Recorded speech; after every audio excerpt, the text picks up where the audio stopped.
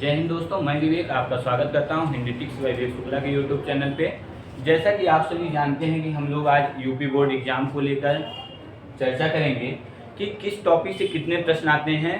और हम पढ़ेंगे तो पूरा कुछ सारा कुछ पढ़ेंगे जितना सिलेबस है हमारा, लेकिन उसमें से भी जो महत्वपूर्ण है वो आपको ज़्यादा फोकस करना है और जो महत्वपूर्ण कम है उसे कम फोकस करना है।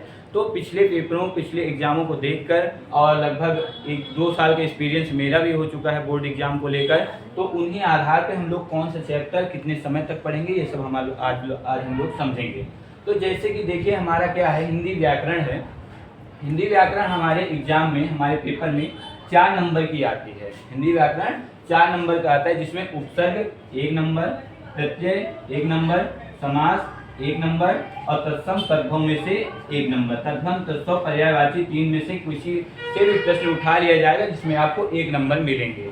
ये देखिए इसमें 4 टॉपिक, ये 4 नंबर आपको दिलाएंगे। ज़्यादा समय नहीं इसमें, एक क्लास इसमें, 2 क्लास इसमें, 1 क्लास इसमें, लगभग आपके 1 घंटे की क्लास में ये आपको 4 नंबर दिला देंगे।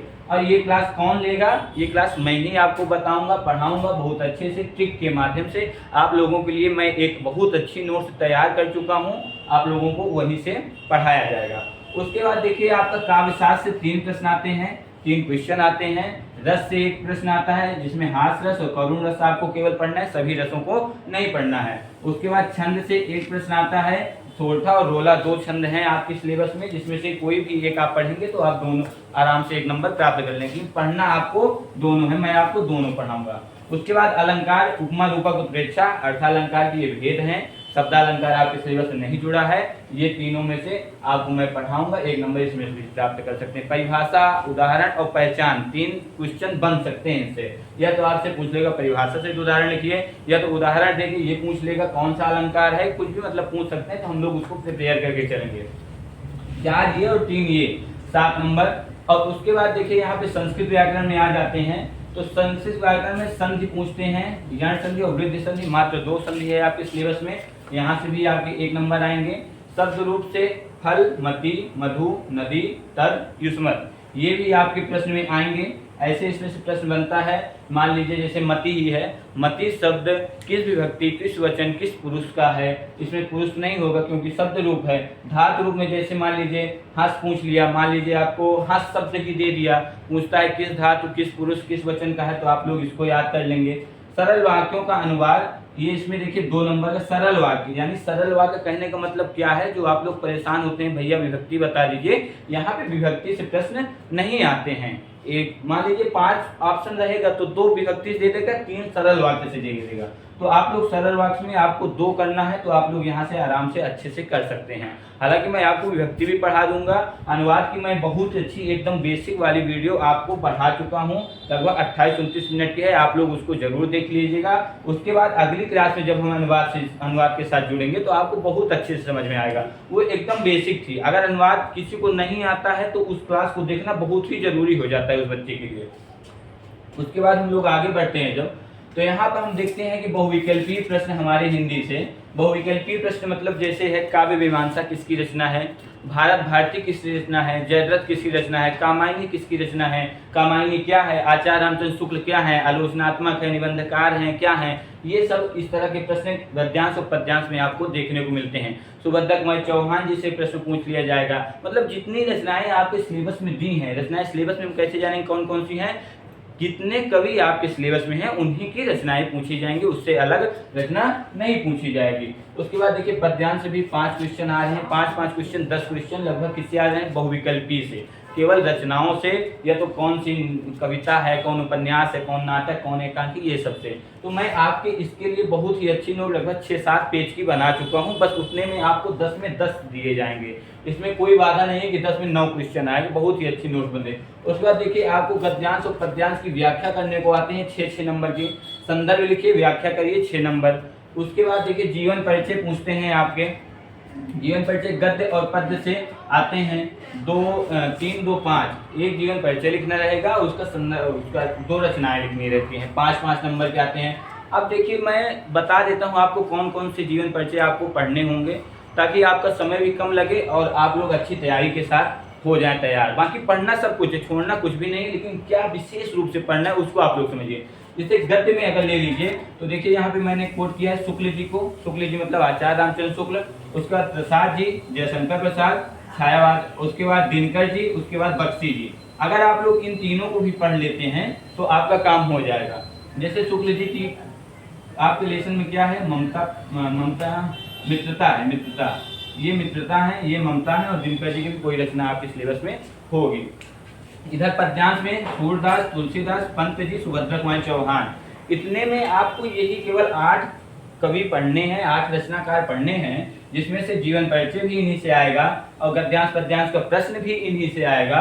उसके बाद ये भी गद्यांश पद्यांश, जीवन परिचय और गद्यांश पद्यांश बहुविकल्पी प्रश्न, सारे प्रश्न आपको इन्हीं से देखने को मिल जाएंगे। उसके बाद हम लोग अगर बढ़ते हैं अपने संस्कृत गद्यांश का हिंदी अनुवाद, देखिए पूछता है आपके पेपर में, जिसमें संदर्भ सहित आपको हिंदी अनुवाद लिखना होता है।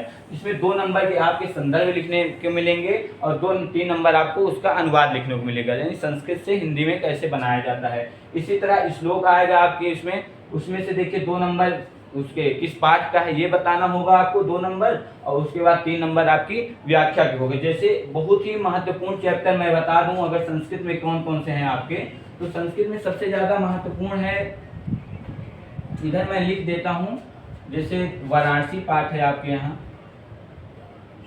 एक है आपके कहाँ से प्रश्न पूछे जाते हैं सबसे ज्यादा, वाराणसी से, उसके बाद प्रबुद्धो ग्रामीणा, उसके बाद जीवन सूत्राणि। सबसे ज्यादा आपके अनुवाद अगर देखने को मिलते हैं यानी व्याख्या देखने को मिलती है तो इन्हीं 3 पाठों से सबसे ज्यादा देखने को मिलती है। श्लोक का हिंदी अनुवाद जीवन सूत्राण से 100 में 100% लगभग है कि यहाँ से एक क्वेश्चन आपको मिलेंगे, तो आपके ये 5 नंबर फिक्स हो जाएंगे। और ये दोनों पाठ आपके गद्यांश के लिए हैं, यहाँ से भी आपको प्रश्न मिलेंगे। उसके बाद एक श्लोक की याद करना होगा जो पेपर में आपके नहीं आया हो, उस श्लोक के आपके 2 नंबर मिलेंगे। श्लोक याद करने की मेहनत लगभग 3 से 4 मिनट की है। मैं आपको बता देता हूँ कि आपके किताब में सबसे सरल श्लोक कौन से हैं। जैसे एक श्लोक है, सर्वे भवन्तु सुखिनः, सर्वे सन्तु निरावराः, सर्वे भद्राणि पश्यन्तु मा कश्चित् दुर्भाग् भवेत्। ये आपके सिलेबस में दिया हुआ है। ये श्लोक सभी लोग लगभग सुनते ही चले आते होंगे, तो सबसे अच्छा याद करने के लिए ये हो जाएगा। उसके बाद मान लीजिए कहीं सर्वे भवन्तु सुखिनः को ही पेपर में दे दिया, तो इसकी आप लोग व्याख्या लिखिए, तो सर्वे भवन्तु व्याख्या लिखने को आ गया तो आप लोग उसको 2 नंबर में नहीं लिख सकते हैं श्लोक में। तो उसके लिए आप याद कर लीजिए, वीरः वीरेण पूज्यते एक पाठ है आपका, उसमें एक श्लोक दिया गया है, बंधनम मरणम वा विजयो वा विपराजया उभयत्र समो वीरा वीर भावो ही वीरता। ये आप लोग याद कर लीजिए, ये 2 श्लोक याद कर लेंगे, 2 नंबर आपके फिक्स हो जाएंगे। अगर आप लोग लगभग इसमें से आ जाएंगे 100% है।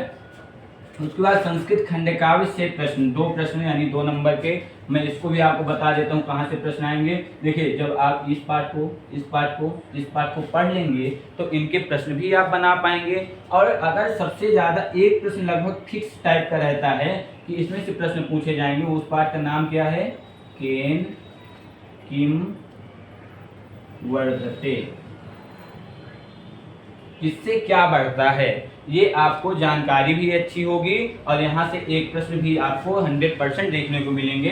अब इन 3 पाठों में से ये भी आपके प्रश्न हो जाएंगे। उसके बाद आपका निबंध आता है 9 नंबर का। निबंध मैं आपको बता दूंगा कौन कौन से निबंध आपको पढ़ने हैं, आप लोग उनको पढ़ के चले जाइए, आराम से आपके प्रश्न बन जाएंगे। तो इस तरह से हमारी स्ट्रेटजी रहेगी कि हम लोगों को क्या कैसे पढ़ना है। तो मैं आपकी कल से रेगुलर क्लास शुरू कर रहा हूँ।